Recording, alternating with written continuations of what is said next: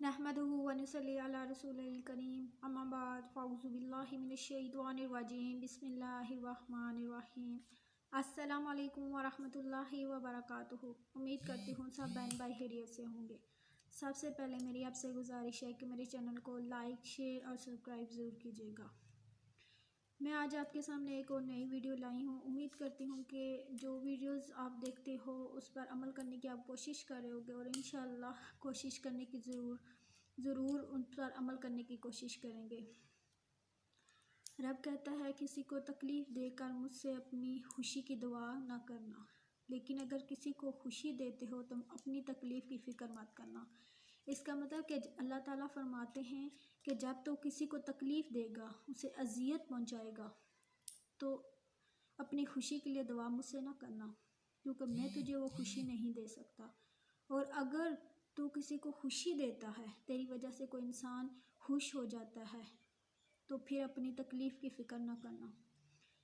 इसमें कोई शक नहीं कि हकीकत है, जब हम किसी को खुशी देते हैं तो देख लें कि आपके दिल को कितना सुकून मिलता है कि हमने इसे कुछ दिया, खुशी इसको दी, इसको सुकून दिया, और अल्लाह उसकी मुश्किलें आसान करता है।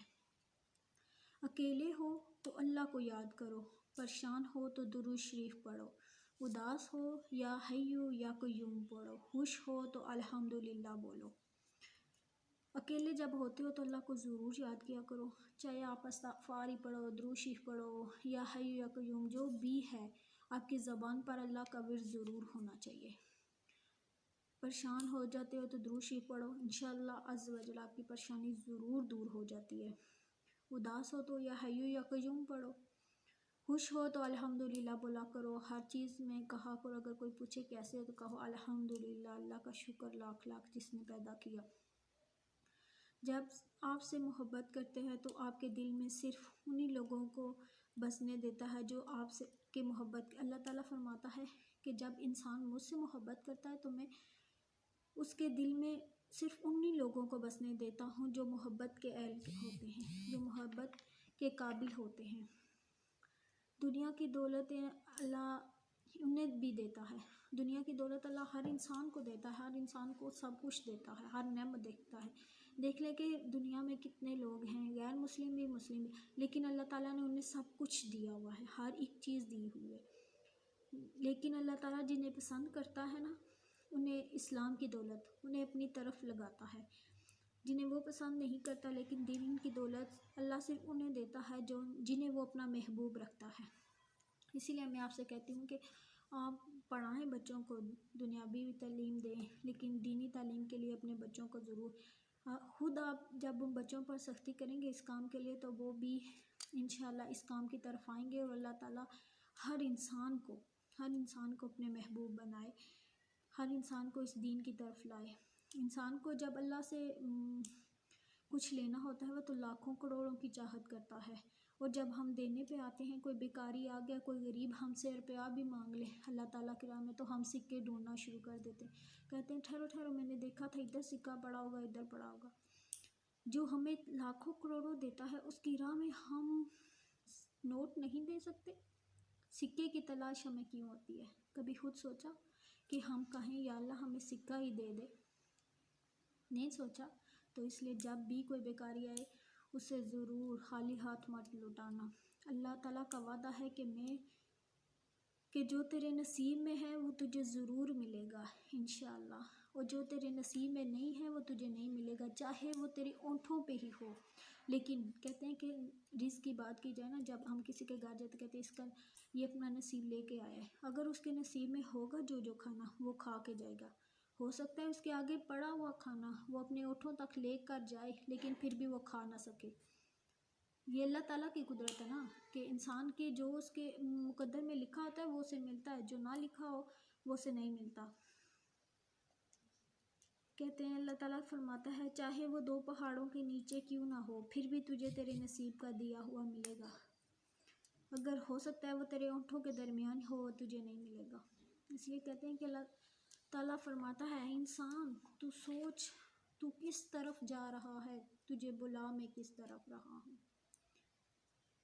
अल्लाह ताला हर इंसान को, मैं चाहती हूँ कि ज़्यादा नहीं, अगर हम کر سکتے تو تھوڑے سے شروعات کر لیں، تھوڑا تھوڑا کسی اسلام کی طرف کچھ ہوتے ہوتے ہم ضرور اپنے رب کی طرف چلے جائیں گے۔ جب ہم اپنے رب سے ملیں گے تو دیکھو کہ ہمیں کیا خوشی ہوگی۔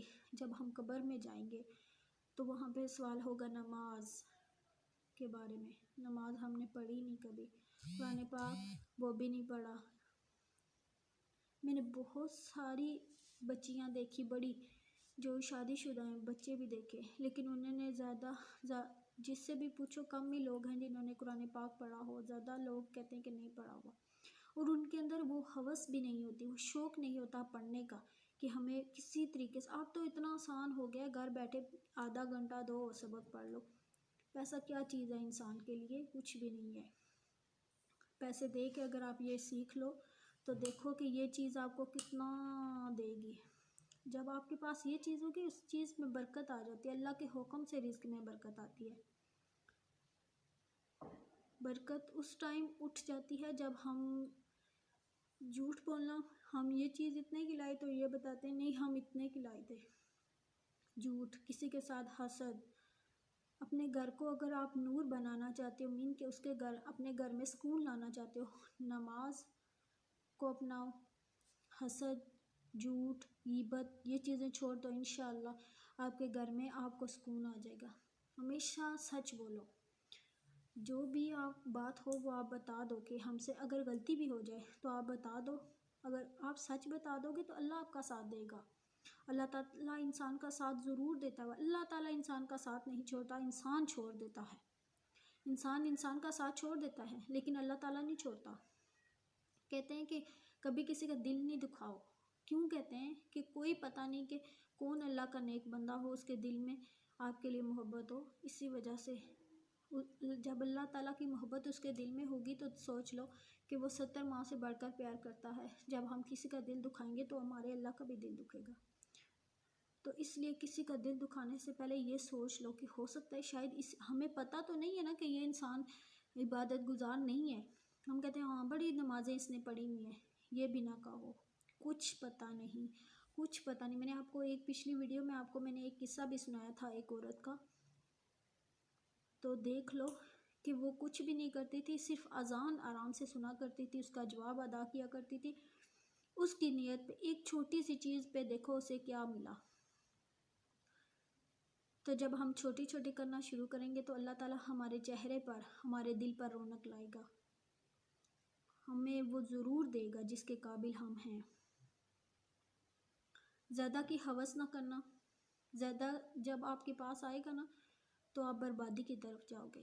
بس اللہ سے یہی کہا کرو کہ یا اللہ جو بھی دے بس اتنا دینا حلال کا ہو، اتنا دینا کہ ہماری ضروریات پوری ہو جائیں۔ ہم تجھ سے بہت زیادہ نہیں مانگتے، زیادہ کو کرنا ہم نے کیا ہے، ہم نے اپنی ضروریات پوری کرنی ہے، آرام، عیش و آرام کے ساتھ آرام سے زندگی گزارنی ہے۔ یہ جو بنگلے، باڑیاں، یہ گاڑیاں، ان کو ہم نے کیا کرنا ہے؟ یہ ہمارے کسی کام کے نہیں ہیں۔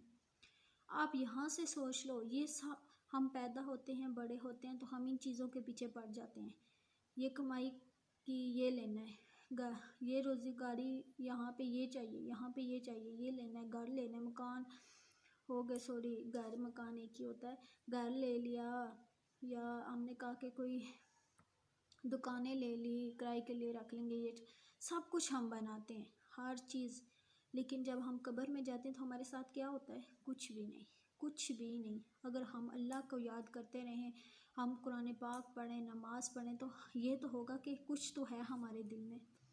اگر حفظ کرتے ہیں تو کہیں گے نا اللہ ہمیں پتہ ہے ہمارا اللہ ہمیں معاف کرے گا، اس کا قرآن ہمارے سینے میں ہے، یہ تو دعویٰ ہے نا۔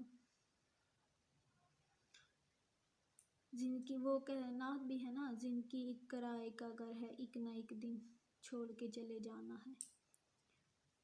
یہ دیکھ لیں کہ حقیقت ہے کہ زندگی ہمارے کرائے کا گھر ہے، اس میں کچھ زندگی جب ہے، جب تک یہاں پر ہیں، لیکن جب ہماری زندگی ختم ہوگی تو ہم بھی قبر میں جب جائیں گے تو ہمارے لیے کچھ بھی نہیں ہے۔ ہمارا گھر اصل وہی ہوگا، ہمیں اس کے لیے تیاری کرنی چاہیے، نہ کہ ان گھروں کے لیے، ان کی سجاوٹ کے لیے۔ اب میں آپ سے اجازت لینا چاہوں گی، اگر کوئی غلطی ہوگی، کوئی میری بات آپ لوگوں کو بری لگی تو میں آپ سے معافی چاہتی ہوں۔ یا رب العالمین تو غفور الرحیم رحم کرنے والا ہے. مجھے گناہگار کو معاف کرنا. اگر کوئی غلطی ہوگی تیرے ارشادات میں بیان کرتی ہوں، ان میں کوئی آگے پیچھے ہو گیا تو معاف کرنا. اور جو بھی میرے بہن بھائی سن رہے ہیں انہیں دلی سکون عطا کرنا، زندگی دینا، صحت دینا، پریشانیوں سے نجات دینا. اللہ حافظ. فی امان اللہ.